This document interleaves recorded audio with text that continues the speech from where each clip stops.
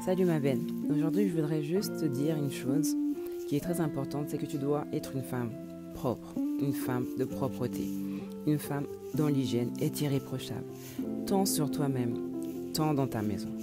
Et tu dois pour cela avoir une discipline, tu dois pour cela avoir des règles et des barrières que tu ne te permettras pas de franchir, juste par respect pour toi-même premièrement et pour que les autres te respectent aussi. Une des premières choses que tu dois faire le matin après avoir fait ta prière, c'est de passer tout de suite à la salle de bain. Tu dois te rafraîchir dès ton réveil. Et dès que cette chose est faite, tu passes à la gestion de ta maison. Ne te permets pas le matin de te laisser dans le gaz et de laisser ta maison dans le gaz.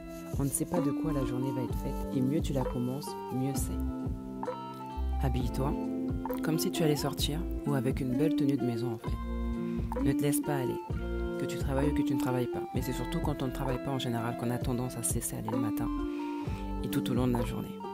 Dès que tu te réveilles, fais comme si tu avais quelque chose de prévu ou comme si tu allais recevoir quelqu'un. Et ça te permettra en fait de ne pas laisser ta maison en jachère, ni ta propre tenue. Tu vois ce que je veux dire?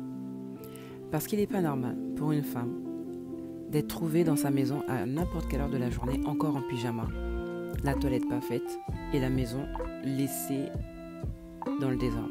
Honnêtement, tu dois être propre. Je l'ai déjà dit, je le redis encore, ta maison doit être propre. Les gens ne doivent pas connaître ton haleine du matin, ni connaître tes dessous, ton pyjama. On ne doit pas le connaître. Donc, dès que tu te réveilles, tu dois te changer. Et sachons-le, une femme paresseuse, c'est une honte, non seulement pour elle-même, mais aussi pour son homme. C'est pourquoi, retiens une chose, fais ce que tu as à faire avant de faire ce que tu veux faire.